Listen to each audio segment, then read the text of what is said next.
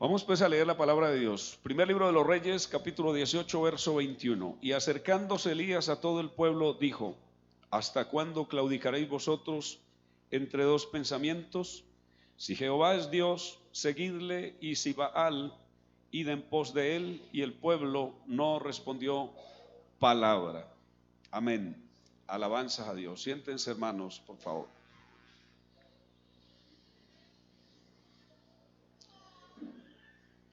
Hay una versión que he estado leyendo mucho, y en esta versión dice de la siguiente manera: Elías se acercó al pueblo y le preguntó: ¿por cuánto tiempo van a estar cambiando de Dios? Tienen que decidirse por el Dios de Israel o por Baal. Y si Baal es el verdadero Dios, síganlo a él. El pueblo no contestó nada. Voy a hablar, hermanos, esta noche, el tiempo que me queda. Voy a hablar de otro peligro de la vida cristiana, y es el peligro de la desidia. El peligro de la desidia. Amén. ¿Qué será eso y con qué se come? Voy a explicar un poquito lo que significa la desidia.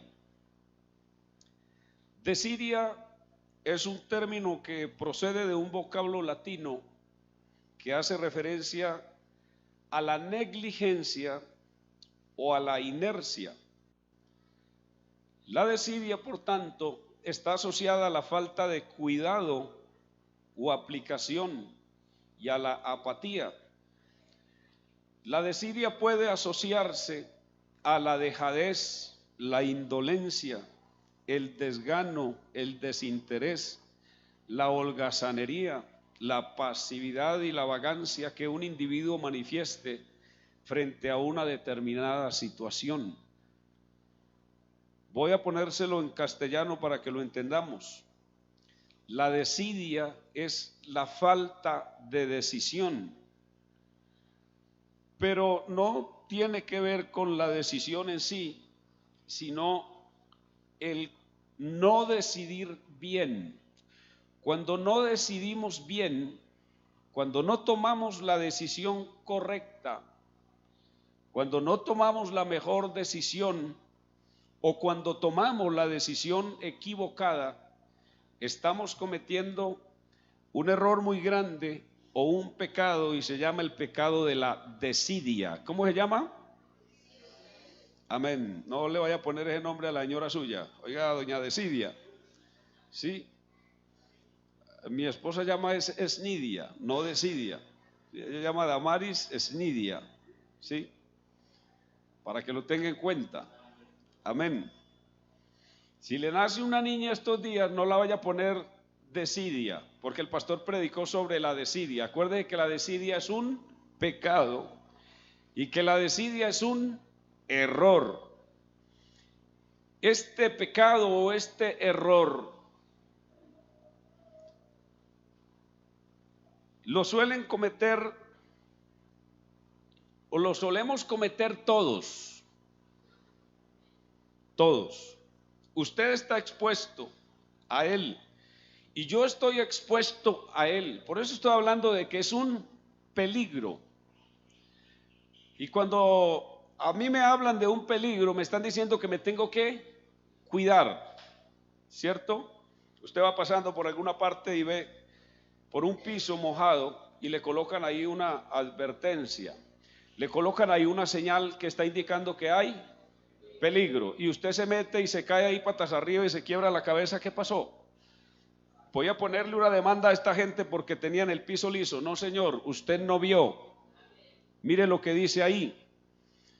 Entonces, ¿cómo se llama eso? ¿Sabe cómo se llama? Decente, porque me dio la gana hacerlo, entonces lo hice. Claro, cuando uno decide mal, entonces tiene que enfrentarse a las consecuencias, porque la decisión mala trae consecuencias malas. Las decisiones buenas traen buenas decisiones. Pero recuerde que la buena decisión no es desidia. La desidia es la mala decisión. Amén. Está muy claro, ¿verdad? Alabanza al Señor. El profeta Elías está llamando al pueblo porque uno de los pecados que comete Israel en el tiempo de Elías es el pecado de la desidia. Por eso por eso quise tomar el texto de la otra versión, porque la otra versión dice: Elías se acercó al pueblo y le preguntó, ¿por cuánto tiempo van a estar cambiando de Dios? Tienen que decidirse. ¿Está escuchando? Tienen que decidirse. En otras palabras, ustedes están cometiendo el pecado de la desidia. Ustedes tomaron una decisión equivocada hace mucho rato, porque se decidieron por Baal, y decidirse por Baal es cometer el pecado de desidia. Sí decidieron, pero decidieron muy mal. Así que lo que ustedes necesitan es replantear esa decisión. Si decidieron mal, les va a tocar comenzar a decidir bien. ¿Cómo se corrige el pecado de la desidia? Decidiendo. ¿Pero decidiendo cómo? Bien. Alabanzas al Señor. Lo estamos entendiendo, ¿verdad? Usted dice, ¿dónde inventó el pecado? Está en la Biblia. Sí, porque algunos creen que uno se inventa las cosas. Está en la Biblia. Alabanzas al Señor. Dele gloria al nombre de Jesús. Entonces, el pueblo no está decidiendo bien, pero es porque hay unas causas. Hay unas causas que lo llevan a no decidir bien, y yo se las voy a mencionar rápidamente porque no dispongo de mucho tiempo. En primer lugar, el pueblo ha decidido mal porque hay apostasía. ¿Qué será eso de la apostasía? La palabra apostasía, para que usted la tenga en cuenta, hermano, porque estamos viviendo tiempos de apostasía, lo estamos viviendo ya, y lo que va a azotar la iglesia, el pecado más grande de la iglesia en los últimos tiempos va a ser el pecado de la desidia, y la desidia va a llevar a los creyentes, a la iglesia, a la apostasía. Oiga lo que estoy diciendo.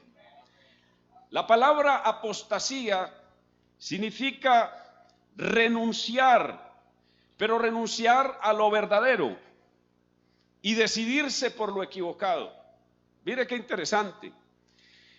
Ellos habían tenido la fe verdadera, ¿verdad? Se les había predicado, se les había enseñado, se les había dicho, se les había repetido. Para eso Dios había levantado en el tiempo de Elías, había levantado antes de Elías a los jueces. Después vienen los profetas, los sacerdotes, los reyes, todos ellos, precisamente para que se enseñe la doctrina en medio del pueblo. ¿Cuál doctrina? La doctrina acerca del Dios de Israel. Doctrina que debía estarse enseñando continuamente. Cuando Dios levantó a los profetas, lo hizo con el propósito de que se le recordara al pueblo la doctrina. Porque escúcheme bien, hermano, si algo le da fundamento a la fe de alguien es la doctrina. Si usted tiene buenas bases doctrinales, su vida espiritual estará muy bien. Pero si su doctrina está débil, su vida espiritual está en peligro. Su vida espiritual está en peligro. Y aquí quiero mencionarle algo muy interesante, vea. Se dejó de enseñar la doctrina del Señor porque tomaron la decisión de enseñar las costumbres, lo que Jezabel trajo al pueblo. Eso era lo que se enseñaba. Acuérdense que Acab, que era el rey de Israel, Acab era un papanatas. ¿Usted está hablando como raro hoy o qué? ¿Qué será eso? ¿Qué será un papanatas? Un papanatas es un marido que la mujer lo manda. ¿Sí? Es un marido que se deja mandar por la mujer, pero tiene más que ver es con una mujer malvada que agarra a un pobre hombre y lo convierte en un guiñapo, que lo convierte en un títere, que lo maneja a su amaño, como a ella quiere, como ella le da la gana. Así se llama Así se llama Jezabel. ¿Jezabel era qué? ¿En qué había convertido a Acab? ¿En qué? ¿En qué había convertido Jezabel a Acab? En un papanatas. Léalo, investíguelo. Y obviamente, hermano, escuche esto, había socavado la verdadera fe y la había contrarrestado, y la verdadera fe, la verdadera enseñanza, la verdadera doctrina estaba colocada de un lado, y ahorita lo que se enseñaba era lo falso. Y lo falso se enseñaba como si fuera la verdad. Entonces ponían a la gente a decidir y a decidir mal, a tomar malas decisiones, decidirse por Baal. Por eso las preguntas de Elías son, bueno, si ustedes, ¿hasta cuándo van a claudicar ustedes entre dos pensamientos? Si Jehová es Dios, síganle, y si es Baal, pues vayan en pos de él. En otras palabras, yo los he visto que ustedes están decidiendo mal. Y esa mala decisión se debe a una mala enseñanza, y esa mala enseñanza había llevado al pueblo a apostatar. Apostatar es renunciar a lo verdadero y decidirse por lo falso, sin saber que lo falso es falso. No, yo quisiera hacerme entender, porque algunos escuchan aquí, hermano, cuando uno habla y no sé, después lo escucha uno diciendo por ahí, ¿qué fue lo que dijo el pastor? Voy a volverlo a decir. Ellos se habían decidido por lo falso, pero no sabían que era falso. No sabían que era falso. ¿Por qué no sabían que era falso? Porque no se enseñaba la doctrina. ¿Por qué va a venir apostasía y por qué la iglesia está entrando en un tiempo de apostasía? Por eso mismo, porque a mucha gente se le está predicando lo falso como si fuera verdadero y lo están aceptando como si fuera verdad, aún, escucha, sin saber que es mentira. Porque si usted sabe que es mentira, usted no lo va a creer, ¿verdad? Lo cree porque cree que es verdad. ¿Y por qué? Porque hay ausencia de la verdad, hay ausencia de la enseñanza, hay ausencia de la palabra, hay ausencia de la doctrina. Y si hay ausencia de la doctrina, a mí me enseñan una cosa equivocada y termino creyendo lo equivocado como si fuera verdadero. Eso pasaba, estoy diciendo esto, hermano, porque estoy contextualizando aquí el mensaje con el texto que hemos leído para que nos demos cuenta en qué tiempo vivían cuando Elías hizo la pregunta o cuando Elías lanzó el reto. ¿Verdad? Alabanza al Señor. Ustedes están en un grave pecado de desidia y no se han dado cuenta. En otras palabras, alabanzas al Señor. La semana pasada estuvo aquí en Medellín el presidente de la IPUL en los Estados Unidos. Estuvo predicando en una reunión de pastores y dijo que durante 30 años el hermano Eliseo Duarte en los Estados Unidos estuvo enseñándole la doctrina a los pastores y a la iglesia, y le insistía a los pastores, la doctrina, la doctrina, la doctrina, la doctrina. Y a mucha gente le chocaba la enseñanza del hermano Eliseo. Pero es que siempre lo mismo, porque es que el que es doctrinal, el que es doctrinario, el que es muy dado a la doctrina, insiste mucho. Insiste demasiado con la doctrina, póngale cuidado a la doctrina, ¿verdad? Y algunos creen que es que el viejito se había vuelto caprichoso. Y decía él, hermano, pero ¿cuánto nos sirvió a nosotros que nos fundamentaran en la doctrina? Dijo, porque ahorita estamos ante un grave peligro. Y el grave peligro es que se nos vino la apostasía. Se vino, hermano, una cantidad de corrientes que son supuestamente del Espíritu, pero que usted tiene que tener doctrina para saber que eso no es del Espíritu. Y si no tiene doctrina, esa corriente se lo arrastra y usted se dejará arrastrar creyendo que eso es la verdad. Oiga lo que estoy diciendo. Alabanzas al Señor. Entonces, decía él que hace como unos 20 años en Canadá había una iglesia del nombre muy grande y que esa iglesia era un avivamiento tremendo. Fueron a un coliseo, a una convención, y un avivamiento y un mover del Espíritu especial. Y algunos se vinieron inquietos de allá diciendo: ojalá este movimiento que es genuinamente del Espíritu Santo permanezca. ¿Qué pasó? Que era una iglesia fundamentada en emociones y en bendiciones y en experiencias y en todo aquello, pero no había la doctrina. Pastor, ellos sabían que Jesucristo es el único Dios verdadero. Eso es verdad.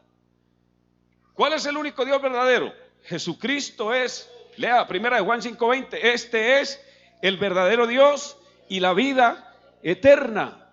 Amén. Pero no sabían las otras cosas que tiene la doctrina, porque la doctrina no es solamente la doctrina del nombre. La doctrina son muchas cosas, es un conjunto de enseñanza que la iglesia debe aprender. Y dice, no pasaron sino 20 años desde allá hasta esta parte para que usted pase por donde lo que era una hermosa iglesia del nombre, hoy convertida en una iglesia carismática.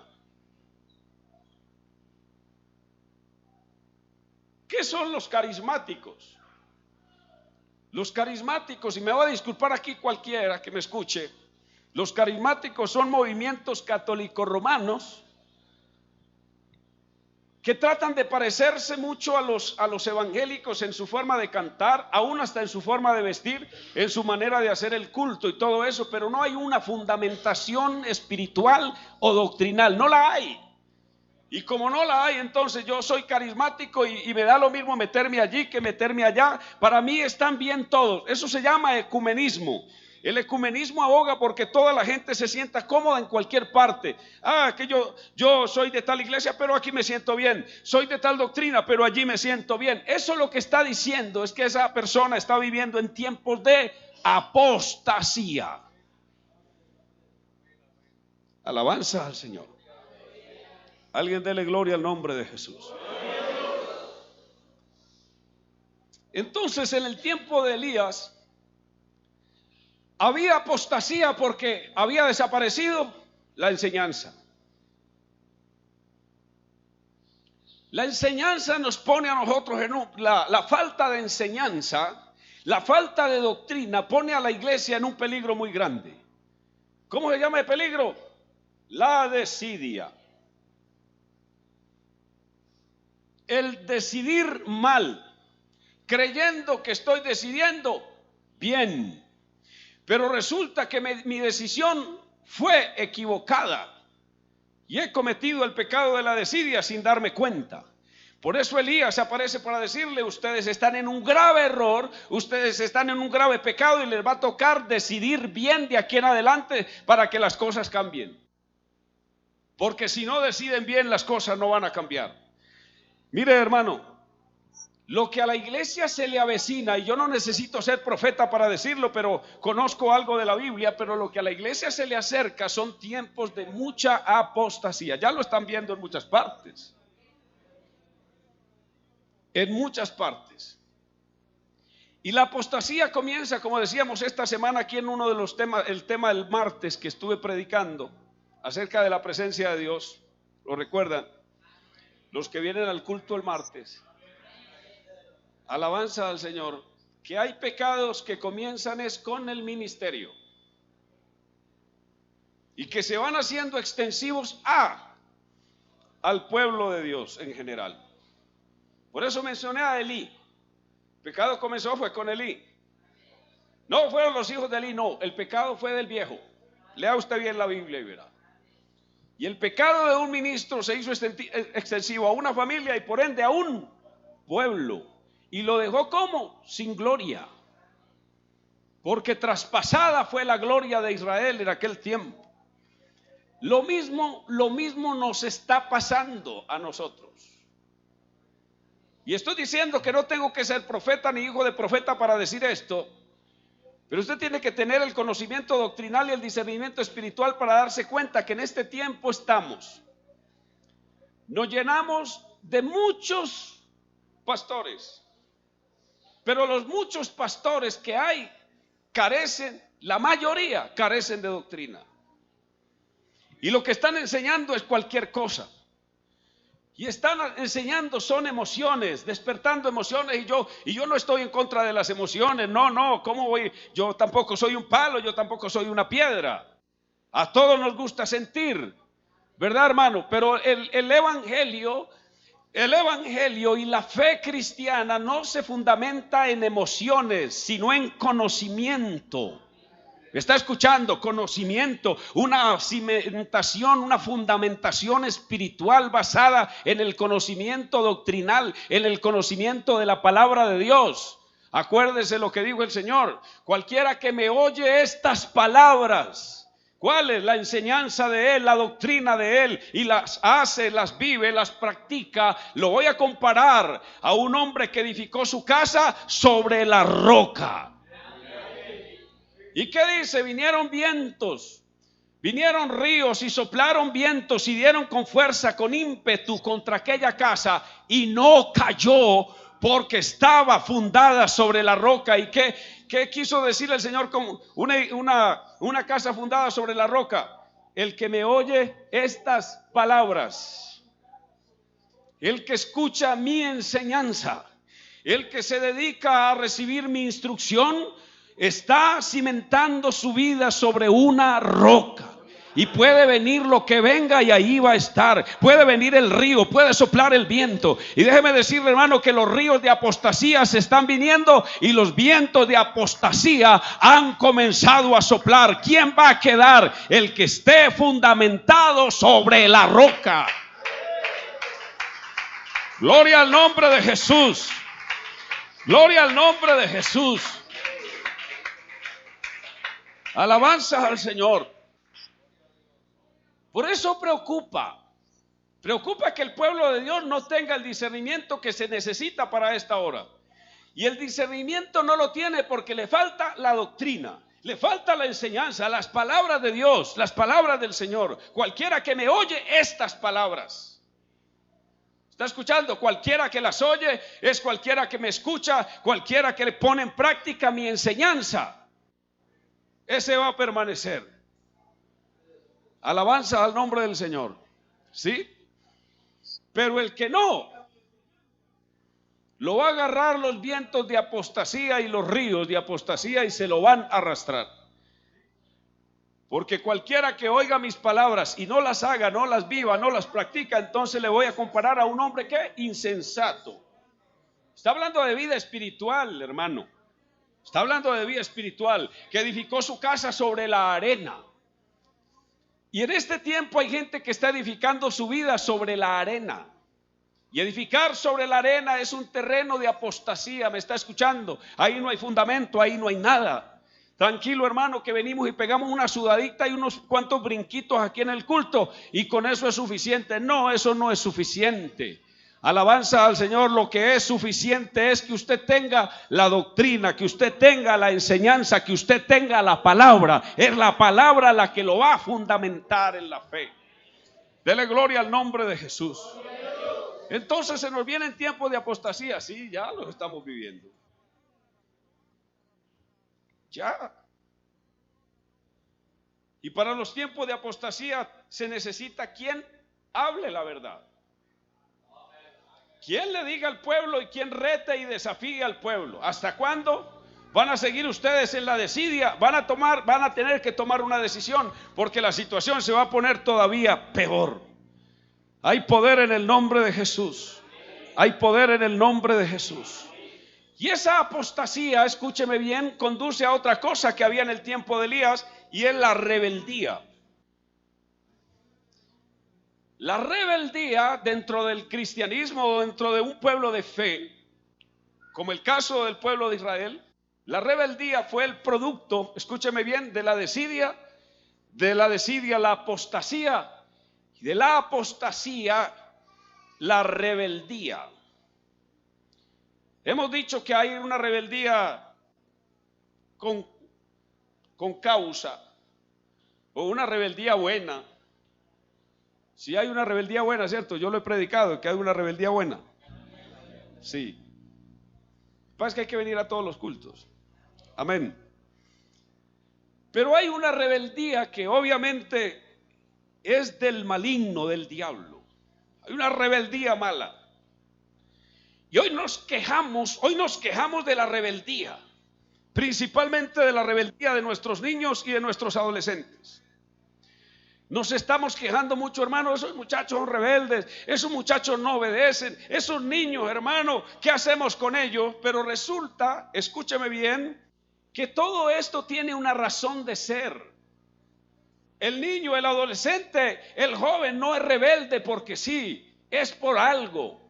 Y no solamente es por la enseñanza que está recibiendo en el colegio o en la escuela, no solamente es eso. Es la enseñanza que está recibiendo de un pueblo que se dice ser un pueblo de fe. Me explico. Yo sé que esto a usted no le va a caer muy bien, pero yo estoy predicando. Si usted me autoriza a seguir, sigo, y si no, paramos. Amén. Alabanza al Señor. ¿Seguimos o paramos? Bueno. Que nosotros nos quejamos de la rebeldía, pero la rebeldía que tienen los muchachos se la han copiado a alguien. No solamente a un mundo rebelde, no solamente a una escuela rebelde, a un colegio rebelde, a una sociedad rebelde. Se lo han copiado a un pueblo que se dice ser pueblo de Dios y es rebelde. Aló. Alabanza al Señor. Se me va a calentar el parche, pero todo bien. ¿Sí? Yo ahorita me arrodillo aquí y me hago el loco, listo. Amén. Yo me arrodillo aquí y me hago el loco y usted se va bien tranquilo para su casa. Alabanza al Señor. El pueblo, escucha hermano, los profetas, los que enseñaban en el tiempo de Elías, no eran un ejemplo a seguir. No eran un ejemplo a imitar. La generación se había vuelto rebelde porque le estaban copiando a los rebeldes de ese tiempo. Por eso estoy diciendo que la apostasía se manifiesta por medio del ministerio. Cuando nosotros vemos en el ministerio gente que se porta de cualquier manera y que el uno allí lo ve y el otro allá lo ve, la gente copia esos malos ejemplos. ¿Está escuchando? Y el mal ejemplo produce en alguien algo negativo, en los débiles. El mal ejemplo en los débiles produce algo perjudicial y negativo. ¿Sí? Por esa misma causa es que Pablo habla de los que son maduros espiritualmente, que el que sea maduro espiritualmente trate de ser de muy buen ejemplo, porque si es de muy buen ejemplo, entonces los que son débiles en la fe van a tratar de copiar el buen ejemplo del fuerte. Pero que si el fuerte muestra su debilidad, ¿me está escuchando? Entonces el débil se acaba. ¿Ah? Por esa razón fue que Pablo dijo: sean imitadores de mí, así como yo de Cristo. Pero nosotros nos paramos hoy a decir, hermano, que no me imiten a mí. Vea, no me imite a mí, claro, porque yo tengo tantas cosas que son tan claras, que son tan evidentes, tantos pecados a la vista, tantos errores a la vista de la gente, que tengo que pararme detrás del púlpito a decirle: hermano, no me mire a mí, mire a Jesucristo. ¿Y cómo va a mirar a Jesucristo si no lo ve en mí?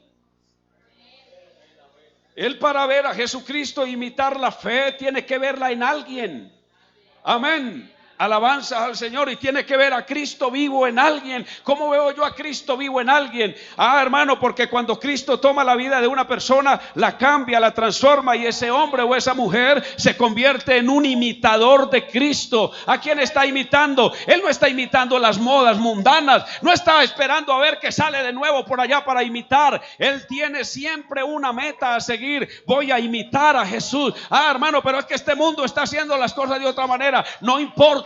Yo imito a Cristo, y la mejor imitación de Cristo es imitar la santidad. Alabanzas al nombre de Jesús. Si usted se convierte en un imitador del Señor, imitando la santidad de Él, sed santos porque yo soy santo. ¿Qué vamos a vivir haciendo? ¿En procura de qué? De imitar a Jesús. Ay, hermano, está muy complicado. No es complicado. Procure ser santo. como el Señor es santo. Y la gente va a ver la santidad de Dios en usted. Amén. Por eso la conducta suya, hermano, debe ser santa. Por eso el modo de hablar nuestro debe ser santo. Por eso el comportamiento nuestro debe ser santo. Porque cuando la gente ve nuestro comportamiento, cómo hablamos, cómo hacemos las cosas, está diciendo, Él se parece a Jesús. Alabanza al Señor. Y vuelvo a decir lo mismo, hermano. ¿Cómo va a comenzar si todo esto viene en primer lugar por parte del ministerio? El pueblo de Dios tiene que abrir los ojos. Alabanzas al Señor. ¿A quién tengo enfrente? ¿Quién me está hablando? ¿Quién me está enseñando? Obviamente tenemos errores, yo tengo errores. Pero usted me conoce a mí pecados así tan claros, tan evidentes, que usted diga, uy, este pastor está en declarado pecado. Usted me ha visto a mí echando mentiras aquí, cuentos. Mentiras, usted me ha visto a mí echándole mentiras, enredándolo aquí en cuentos, diciéndole cosas que no son. Bueno, eso es tan claro hoy en muchos púlpitos y muchos no se dan cuenta y no saben que con eso lo que están fomentando es la rebeldía. La gente dice, si él es así, si él que tiene tal posición, si él que es el pastor o el predicador o el fulano de tal, si él lo hace, ¿quién soy yo para no hacerlo? ¿Cierto? ¿Quién soy yo para no hacerlo? Entonces eso fomenta la rebeldía y eso sucedía en el tiempo de Elías. Y en el tiempo de Elías entonces había toda la desidia, porque acuérdense del tema hace 15 días no había altar. ¿Y por qué no había altar? Porque al altar se buscaba y al altar se miraba, porque se creía que ahí se manifestaba ¿quién? El Dios de Israel, el Dios vivo, el Dios verdadero. Mire, mi hermano, cuando todas estas cosas comienzan a faltar, es ausencia de Dios. Dios no está. Hermano, bueno, me va a decir usted que Dios no está. Si hay tantas iglesias y tantas iglesias llenas y tantos pastores, me va a decir que Dios no está. Eso no es señal de que Dios está. Vaya, mire usted cuántas personas llenan estadios para hablar de Dios, para hablar de Jesús, y allá rezan el rosario. Y me va a decir usted, ojo, me va a decir usted que en eso también está Dios, el Dios verdadero. Si usted dice que sí, usted está en el pecado de desidia. Está engañado y no sabe que está engañado. ¿Sí está escuchando? Está engañado y no sabe que está engañado. No sabe. ¿Verdad? Además de eso de estar y no saber, eso también tiene otro nombre. Eso es una de las tantas ignorancias que existen. Existen 4 tipos de ignorancia. Y esa ignorancia, ¿sabe cómo se llama? Ignorancia supina. No sabe que no sabe. Así se llama. Y en el tiempo de Elías no había altar. ¿Por qué? Porque no había un direccionamiento correcto. Y cuando no hay un direccionamiento correcto, la gente abandona el altar. Para que la gente tome buenas decisiones, tiene que haber un altar, porque los pone a todos a mirar hacia allá. ¿Me está escuchando? A mirar hacia allá. Ahí está Dios, ahí se manifiesta Dios, y para agradar a Dios tiene que estar levantado el altar, y para que haya un altar tiene que haber consagración. Entonces esto enruta el pueblo hacia un direccionamiento correcto. El altar es la propuesta de Elías. Para acabar con este tiempo de apostasía, dice Elías, yo tengo una propuesta. ¿Sabe qué es? Levantar altar. Si nosotros levantamos altar, se va a acabar la apostasía. ¿Por qué? Porque el pueblo va a renunciar a la desidia y va a tomar la decisión correcta. La gente se va a decidir por el Dios verdadero. Alabado sea el nombre de Jesús. Así que Elías confronta el pecado de la desidia con un altar.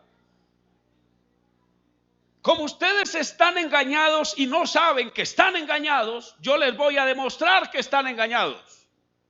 ¿Cómo? Les voy a levantar altar, ¿verdad? Y que los que creen que tienen la verdad, que los que creen que están en lo cierto, aún estando equivocados, levanten ellos altar.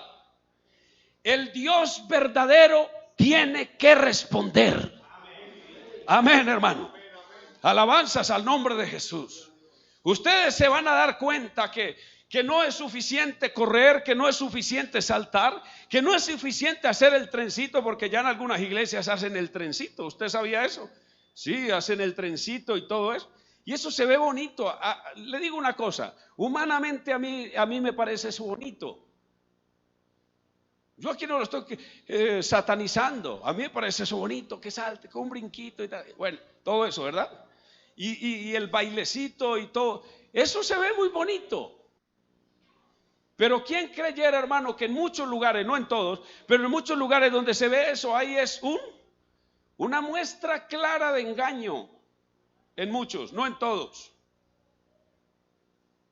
Porque cuando los Baales levantaron el altar, lea el texto. ¿Qué hacían ellos alrededor del altar? Ellos desde la mañana hasta la tarde estaban en el altar y saltaban y gritaban, ¿verdad? Y decían: Baal, respóndenos, Baal, respóndenos. Y era tan fervoroso ese culto, era tan ferviente ese culto, que ellos dijeron: bueno, hasta nos vamos a sajar con cuchillos. Hasta vamos a demostrarle a Baal que nosotros lo damos hasta nuestra vida por él. Y Baal va a responder. Pues señores, como Baal tenía al pueblo engañado y el pueblo estaba en el pecado de la desidia, Dios los quería sacar del error, y para sacarlos del error dijo: la propuesta es el altar. Y entonces Elías coloca el altar e invoca al verdadero Dios para que el pueblo se vuelva, para que el pueblo regrese, porque el pueblo se ha alejado, porque el pueblo se ha ido. Gloria al nombre de Jesús. Por eso yo propongo para este tiempo lo que propuso Elías. Nosotros queremos, hermano, mantenernos en pie, en la ruta correcta. Acuérdese, usted tiene que tener altar. La iglesia aquí en Eduardo Santos tiene que tener un altar levantado, porque Dios se manifiesta en los altares. Cuando ese altar está ahí en el corazón, en la vida suya, cuando usted está encendido, cuando usted está prendido por la misma presencia de Dios, usted sabe cuál es el Dios verdadero.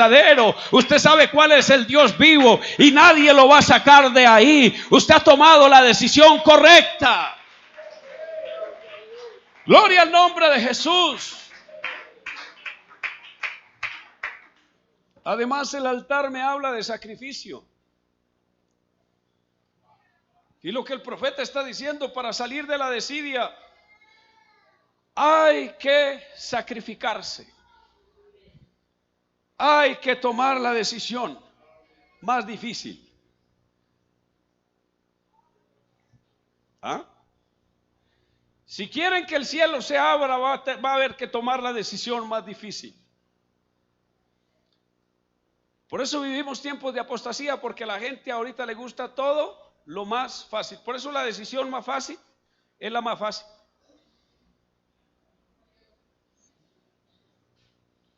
No, yo lo voy a poner con un ejemplo para que no le dé risa del pleonasmo que acabo de la redundancia que acabé de utilizar. ¿Sí? Mire, ¿usted ha visto personas tomar la decisión más fácil? Claro. ¿Por qué? Porque la más difícil es muy complicado tomarla. ¿Sí? Usted va a ver hombres que cometieron el pecado de desidia en la Biblia muchísimo. Se lo menciono rápidamente. Mire, los primeros fueron Adán y Eva. ¿Qué pasó con ellos? No decidieron bien. Y el no decidir bien se llama ¿cómo? Desidia. Ok. Ellos sabían que podían decidir bien y eligieron decidir mal, principalmente Eva. Por eso la Biblia hace culpable a Eva. ¿Sí? Y a Adán también. Pero porque Adán fue un bobo ahí. Porque Adán se dejó mandar. Ahorita que hablábamos de papanatas, El primer papanata no fue acá, el primer papanata fue Adán. ¿Sí? Los dos decidieron mal, y como decidieron mal, le enseñaron a la humanidad el pecado de la desidia. Por eso, hermano, decidir mal es lo más fácil que hay. Decidir bien es lo más difícil que hay, ¿verdad? Mire a Caín. ¿Qué decidió Caín? Mal. Hermano, pero usted me va a decir que mal. Sí, es que él tuvo una enseñanza. Es que usted deduzca del texto que Caín tiene una enseñanza recibida de los papás. Los papás le dijeron: nosotros decidimos mal y cometimos un grave error. Y para poder resarcir ese daño, Dios nos dijo que hiciéramos esto. Así que, hijo, usted hace esto y usted también hace esto. Pues, señores, Caín decidió mal. Caín optó por el pecado de la desidia. Cam fue otro que decidió mal. También sabía el respeto a los padres. ¿Lo sabía o no? ¿Por qué los otros sabían y por qué él no? Porque él decidió mal. ¿Está escuchando? Lot cometió el pecado de la desidia. ¿Por qué decidió ir a la llanura? Lo hizo de forma maliciosa. Y decidió ¿cómo? Mal. Mala decisión. Porque Lot salió con las manos vacías de Sodoma. Y hasta sin la señora se quedó. Y hasta cometiendo pecado de incesto por allá en una cueva resultó el cabezón este. Porque cuando uno decide mal, hermano, se enruta por el camino equivocado. ¿Me está escuchando? Hay poder en el nombre de Jesús. La mujer de Lot decidió mirar hacia atrás a pesar de la advertencia angelical.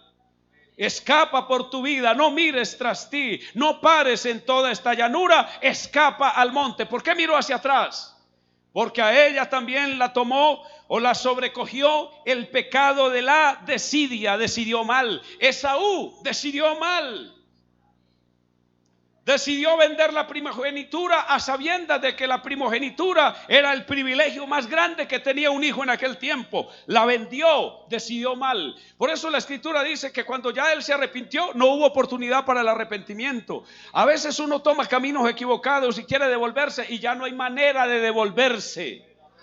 Ya se tomó la decisión equivocada, ya no hay manera. ¿Me está escuchando, hermano? ¿Con cuántos jóvenes hemos hablado? Muchachos, no te conviene esa muchacha para casarte. Pues a mí me gusta. Listo, cásese pues, hombre, cabezón. Y a los días, hermano, qué problema tan grande. Era que usted sabía. Hombre, ¿cómo que sabía? Es que con tan solamente mirar y escuchar y ver la persona, uno sabe quién es. Pero a él se le metió y tomó una decisión equivocada que se llama ¿cómo? Desidia. Y ahí está pagando las consecuencias, porque cuando se decide mal, uno tiene que arrastrar con las consecuencias. Hay poder en el nombre de Jesús. Faraón decidió no obedecer a Dios, a pesar de que lo vio palpablemente en los milagros que hizo, en las derrotas que Dios le propinó. En todo eso, Faraón vio la mano de Dios. ¿Por qué no decidió ir en pos de Dios? ¿Por qué no decidió por el Dios de Israel? Porque no le dio la gana. Porque tomó la decisión de decidir mal. Hay poder en el nombre de Jesús. Sansón decidió mal también. No debió ser un fornicario, pero tomó la decisión de ser un fornicario. Elí decidió mal. Decidió hacerse del lado de los hijos y no del lado de Dios. Judas decidió mal. Vendió a Jesús por 30 piezas de plata. Lo entregó con un beso. Decidió mal Judas. Además, cuando debía arrepentirse, no tomó la decisión correcta. Ir a pedirle perdón al Señor, sino irle a pedir perdón por allá a gente que no tenía nada que ver con el asunto. Hay poder en el nombre de Jesús. El ladrón de la izquierda, allá en la cruz del Calvario, decidió mal. Hay poder en el nombre de Jesús. Debemos aprender a decidir bien. Por eso Jesús dijo: si alguno quiere venir en pos de mí. Ay, hermano, ve que el texto no dice: Si alguno quiere venir en pos de mí, venga, porque le voy a dar casa, fama, carro, moto, cuenta bancaria, y lo voy a hacer un multimillonario y reconocido en este mundo. Venga en pos de mí porque le voy a dar todo esto.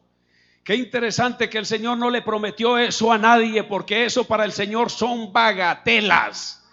¿Me está escuchando, mi hermano? Para el Señor las cosas preciosas son diferentes. Y por eso dijo, si alguno quiere venir en pos de mí, niéguese a sí mismo. Para el Señor es más grande eso. Niéguese a sí mismo. Tome su cruz cada día y sígame. Porque seguirlo a Él es tomar la mejor decisión de todas. Alabado sea el nombre de Jesús. Es la mejor decisión. Por eso cantamos ahorita, he decidido seguir a Cristo. Aquí estoy todavía reafirmando mi compromiso. Lo sigo siguiendo, hermano, pero no me ha ido bien a ratos, pero sigo siguiéndolo. Hermano, pero a veces la tengo que pasar situaciones económicas muy difíciles, pero lo sigo. Hermano, a veces me enfermo y Él no me sana porque no me quiere sanar, pero lo sigo. A veces no quiero venir al culto, pero lo sigo, me vengo para el culto. A veces no quiero hacer algo, pero lo hago para Él. Alabanzas al nombre de Jesús. A veces me siento pesado, a veces me siento con ganas de renunciar e irme, pero no obedezco a eso porque se llama desidia. He decidido seguir a Cristo, pase lo que pase, suceda lo que suceda, yo lo sigo a Él. A su nombre sea la gloria. Alabado sea el nombre de Jesús. Alabanzas al Señor. Por eso ahí tenemos, hermano, ejemplos de buenas decisiones. Abel decidió hacer lo correcto. ¿Y qué se ganó? Aló, oiga lo que estoy diciendo. Hermano, lo que pasa es que decidir correctamente es peligroso. Abel decidió decidir correctamente y no le dieron paraíso aquí. No le dieron casa, carro y beca. Nada. Lo mataron con la quijada de un burro. ¿Está escuchando? Es que, o sea que porque yo decido bien, me va a tocar hasta enfrentarme con la misma muerte por decidir bien.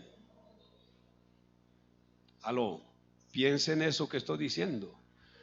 ¿Por qué vivimos tiempos de desidia? Porque la gente no quiere la cruz. La gente no quiere el altar. La gente no quiere Calvario. La gente no quiere sangre. No. ¿Por seguir qué? La gente no quiere sacrificio. Todo lo queremos hoy en bandeja de plata. Pero el hombre que decide seguir al Señor, esto le tiene que costar. Abel decidió bien y lo mataron. Pero ¿dónde va a estar?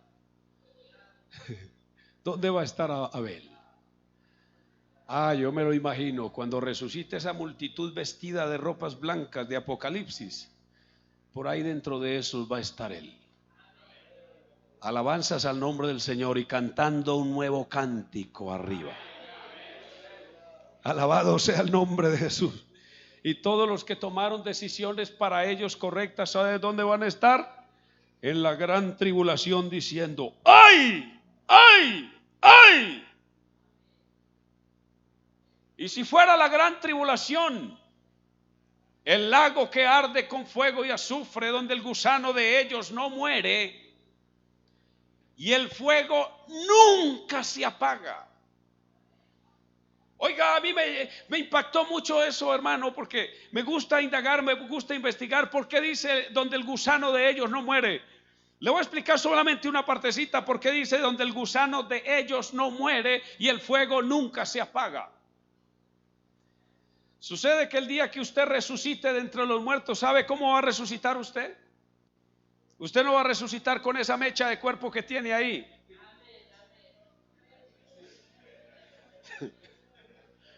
Yo no voy a resucitar con este pedazo de cuerpo que tengo. No voy a resucitar así. Yo voy a resucitar con un cuerpo de resurrección inmortal. y como cuando resucite voy a ser arrebatado, yo le voy a ver el rostro brillante y glorioso a Jesucristo, y en ese instante seré impactado por la gloria de Él y mi cuerpo se llenará de gloria. Entonces mi cuerpo será glorioso. Aló, ¿me está escuchando? Yo voy a estar en un cuerpo lleno de gloria, semejante al cuerpo de la gloria de Jesús. Alégrese, porque eso le va a pasar a usted si es creyente.